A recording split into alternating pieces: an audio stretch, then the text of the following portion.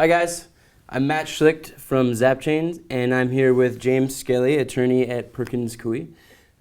Thank you for being here. I'm really excited to have you explain IP and Bitcoin and legal to everybody watching. Super interesting topic. So welcome. Thank you. Looking forward to it. Tell us a little bit about yourself. So I'm an intellectual property attorney. I do both procurement and transactions, which is a fancy way for saying I both get the IP, patents, copyrights, trademarks, and then implement it to achieve certain business objectives, be it to get licensing, to get an acquisition, to perform a merger. I've been doing that about 7 or 8 years. So before that I was doing machine vision, and I was focused on just research technology side. But since then I've been focusing more on the the legal, both at the technical IP aspect, but then also at the corporate sort of transactions level. Got it. So once some of these people watching are probably going to be making a company at some point, and so once they raise a little bit of money, maybe they should go reach out to you. You can. So I mean, patents, for example, they can operate in stages. If you're, when you're first starting a new business, like a Bitcoin business, and there's lots of interesting, cool technologies involved, it's not always clear which ones are going to take off and which ones are going to, sort of fall by the wayside. So what you can do is, for just a couple $1,000s, file a provisional application and sort of put your place in line at the patent office, saying, I want to, maybe we'll go forward with this, but maybe not. And so we'll go ahead and put our place there in the patent office and give ourselves the opportunity later, when you do have more money, maybe more funding comes in from venture, from angel, to go ahead and prosecute and file for the whole application, which can cost as much as $20,000. So it's sort of a way to hedge your bets by filing a couple opportunities through the provisionals, and then when you're ready, pick the best ones and then go forward with those. Got it. And then if they don't hire you, is it true that you can actually mail yourself your idea, and then does that count as anything? So what would be the proposition that you would mail yourself an idea, and the date and stamp of the idea could prove that it was yours? So most of the world for the past decade, for a long time, has operated a first-to-file system, where the first person to file has rights over anyone else who files later. The U.S. held out for a long time. We used to be a company where you could, the first person to invent, who came up with the idea first, they had priority. And it didn't really matter when you filed. And that's changed. With the change in law recently, we want to conform with the rest of the world, so we're also on a first-to-file system. So it's very important that if you decide that this is something you want to protect, this is something appropriate for protection, go forward, get that provisional filing, at least keep your options open so that later if you want to go forward, you can. That said, we may talk about this a bit later, in the Bitcoin technologies, there are different technologies which lend themselves to patenting and some that don't. The quintessential example is like a trade secret. If you invent some fantastic new algorithm that operates on the back end of a server hidden deep in the recesses of your company, no one's ever going to see that. And so it may not be worth getting a patent. You may not even want people, because the patent will publish and become publicly available, You may not want people to know how your server works. So that's something you might want to just keep to yourself and not disclose. On the other hand, if you're creating a new Bitcoin wallet, which is operating on a mobile device, which is really cool and people really like it, well, your competitors, they're going to reverse engineer it, take it apart, and they can easily do that because it's going to be on every mobile device. So that's something that you probably would want to patent. So it's that kind of trade-off of where does it fit inside the big scheme of your business, and where does it fit technologically alongside the whole landscape. Got it. So if someone watching needs to patent something, they should probably talk to you to figure out maybe if that even makes sense or not. Right, and it does get easier with time. I mean, with clients, we usually take it slow and are very methodical the first time, but once you understand how the game is played, and it is a game, once you understand how it's played, it's very easy to start doing steps yourself. So preferring provisional, for example, the first time I do most of the work, but increasingly I'll delegate that to the client and let them, first it saves them money because I'm not the one writing it up. You're like, you do this. Well, but it makes more sense for them too. If they have the engineer who's skilled, the engineer, once he understands like this is what goes into provisional, right, then they themselves, they're the best, they're the ones inventing. They're the ones in the Absolutely. best position to put it together, wrap it up, and then we'll just review it and file it. Right, that makes sense. So back to Bitcoin, because that's what these guys are probably here for. How is it being an IP attorney in the Bitcoin space, and kind of how, have you worked with Bitcoin companies, and kind of what have you done with them, and what has your experience been in the Bitcoin space? So my background is actually machine vision. I used to work in robotics, teaching robots to recognize emotion and facial expressions. And so I've been doing software for a decade, more than a decade. And I've been doing a lot of open source software too. And so Bitcoin, the protocol is open. And it's like a lot of different technologies that have an open foundation that doesn't prevent you from innovating on top of it, but you are going to be innovating around that open base. So a lot of Bitcoin products, a lot of Bitcoin software is open source. And so it's not necessarily just a Bitcoin problem, it's just a general software problem, but there is the recurring, issue of which, if you want to release your software open source, which license do you pick? How is it going to align with the rest of your business? If you're selling part of your products for profit commercially, are you going to sell other products under the GPL license or the MIT license? And which license do you pick so that it behooves you to get your commercial product on the market? Right. And Bitcoin, I guess, it's sort of the normal open source problem, but to another level because you're already working in an environment that anticipates a lot of open source aspects, a lot of open aspects alongside a lot of people trying to create businesses and create commercial products. So that's one factor that's unique to Bitcoin. Another factor, I suppose, would be that Bitcoin is a very unique intersection of different spaces. So there's the financial sector, there's the technology aspect, there's computers, the cryptography, e-commerce. And so I think a lot of Bitcoin people, they don't realize all the opportunities that presents. They kind of see themselves as, we do Bitcoin. But what that means really is you do e-commerce, you do cryptography, you do all applications, GUI side. There's all sorts of opportunities there. I think if you see yourself as not just a Bitcoin company, but a collection of different environments, then when you approach your IP, you can generate a lot more value that way. For example, if you file for a patent, filing for a patent on an improvement to the Bitcoin protocol, that has value, that has some value, but it's not as valuable as if you could enlarge the scope of that to cover all cryptocurrencies, or even better, all financial transactions involving a certain concept. And that will make you more attractive to potential acquirers. It'll make competitors more reluctant to get involved in your space, not just competitors in Bitcoin, but in any cryptocurrency. It'll also give your IP that more flexibility so that, who knows what the future holds.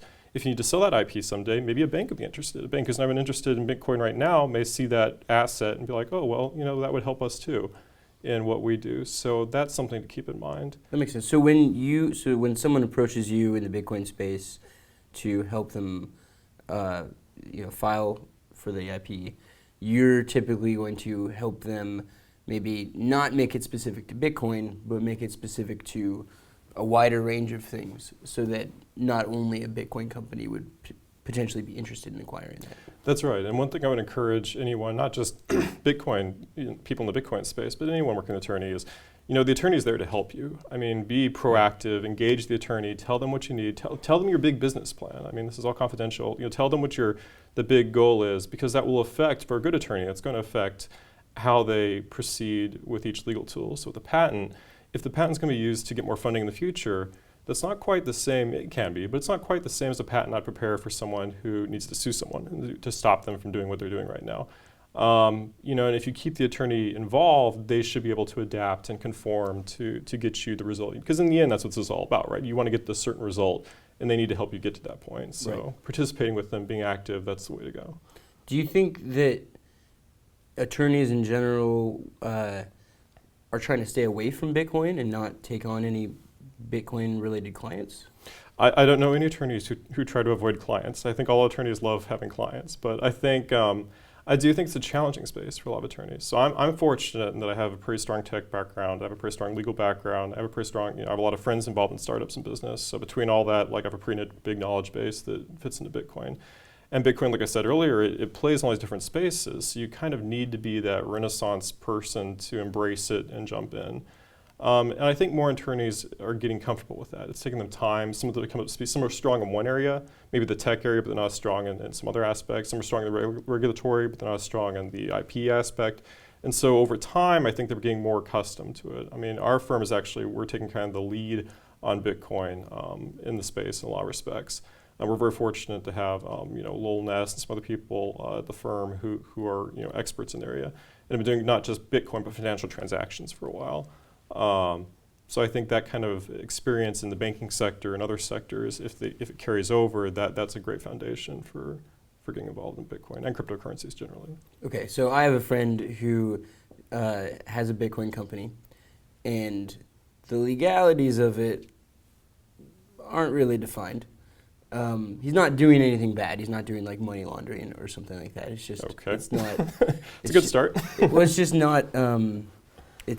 there's this new concept of crypto equity, Okay. where it's like Kickstarter, but people are purchasing these coins, and then in exchange they are technically owning a piece. But there's no legal documents that are going with this. And so he's been trying to get a lawyer for that, and he's actually had a lot of people turn him down. So I think I'm going to send him to you guys. There's certainly people I know in our firm, Perkins Coie, who have expertise in that area, and they could at least answer the question, like, is this something that you can go forward with? Is this something that's kind of concerning? My focus is intellectual property on the technology side. You know, I do know that in many contexts, Bitcoin is treated as currency, like any other currency, and so a lot of the implications of that, you know, in terms of regulation apply. So just on base what you said, I wouldn't know what the answer is, but is this sort of, I mean, that does come up in Bitcoin, especially in any technology, when you're on the edge pushing the envelope. I mean, you should be sensitive that what you're doing may be shut down someday. Right. There's a Supreme Court decision with Arrow as an example of a technology which they were, I mean, you can Google this if you find online, but they were trying to sort of apply technology in a way to get around the law, and sometimes you have to be careful to honor the spirit of the law, even if you think you found a way to get around the letter of it. Right. In the long run, a lot of times, especially when there's market pressures to push it back, it's not a strategy that works out. That said, it's great to be creative. I mean, if you think you found a way or an approach, an equity approach to Bitcoin, I mean, that's something to entertain, to certainly you know, speak with an attorney, see if you can go forward with it. Yeah, no, I think it's really cool what he's doing. It's just not really defined in our legal system yet, but hopefully he doesn't get, you know, goes to jail or anything. But so maybe if he didn't hire you guys yet, are there any legal tools that he could be using? Well, there are legal, I guess let me respond two ways to it. I mean, there are legal tools, generally speaking. There's some websites where just to incorporate and file documents, you can do that online with the online forms. You don't necessarily need to talk to an attorney to do that. Is there a place that you would recommend for that, like a specific website? There are a couple that they're escaping my name, the name right now. I can find out. If there's a link or something, I can tell you afterward. I have to go look them up. I like Clerky. Clerky is pretty good. Clerky is one I've heard of. Clerky is good. There's another one, some associates from a firm started. I'm trying to remember the name, but it's a similar idea. There are a couple of websites. If you find Clerky, you'll find the others that will allow you to file the forms online. Clerky is awesome because it basically makes it as easy to register or incorporate a company. Basically as easy it is to like register a domain name. Costs like, you know, more than that, but right. It's like for $500 you can get an entire corporation. Right, and attorneys can do that for you too, and it just depends on your needs. I mean, sometimes that's the easiest thing, is just do it yourself, and then later when you have the need. Because honestly, when you're starting a startup, I mean, this is a bigger question, but there's so many things you need to focus on. Law is just kind of one small aspect. You can't devote too much time to this stuff. So in a certain sense, you just want to get the job done. If it breaks, you'll fix it later. You just don't want it to be a catastrophic failure. Right. As long as it's something you can repair later, that's fine. To get back to your other question about your friend, though, I mean, in some ways, it's a good sign. If you're pushing the edge of the envelope, if you're in a new market that's so new, it's not regulated yet, in some ways that's a good sign. That means that you're someplace there may be a lot of opportunity there for you. It's just your intuition is correct. At the same time, you have to be careful that even though there's opportunity, it's not going to get you in trouble, because it relates to some existing framework that's been regulated. Right. Yeah, but I mean, someone's got to do it. I'm pretty proud of them that they're willing to take that risk to try to push kind of innovation forward. Yeah. Because I think that's what it takes. So in the Bitcoin space specifically, have you run into any IP hurdles? Occasionally, and they're not necessarily just the Bitcoin space. It's just technology in general, but particularly with open source. I mean, there'll be people who have great ideas technologically, but then when you come and it's more of a business decision. It's how do you release that? Some people I've talked to that have like a core component that they want everyone to adopt. And the question is, how do we do that? And then they have something else they want to sell on top of that for profit. And it's kind of tricky to pick the correct license, the open source license for the first one, and then to create the license terms of the latter one so that everything's working in harmony to create the kind of business machine that you want to have effect. And that's the sort of thing where I think it pays to have a good attorney. It pays to engage them and sit down and talk about the big picture plan so that they can take all those separate pieces together and build something that in the end gets the business where it needs to be. So that's one issue. at kind of a higher level, we were talking earlier about the intersection and generating IP that covers multiple domains. Right. So the Supreme Court has come out recently, well, it's been making comments on this in several cases for a while, Bilski and others, but the Alice decision was the most recent, where they're reiterating that you can't patent abstract ideas. And this affects the financial industries because sometimes, banks and hedge funds, they'll try to patent very, very general ideas like, hedging risk using a computer, which is just way too broad. Sometimes that's an issue in the Bitcoin space, but often most people here are so innovative, they're coming up with like hard, concrete technological solutions, and that rarely runs into trouble with. Occasionally we'll have to explain to the examiner why, but that's usually not as big an issue as someone who's going for a broad financial kind of inchoate. Right.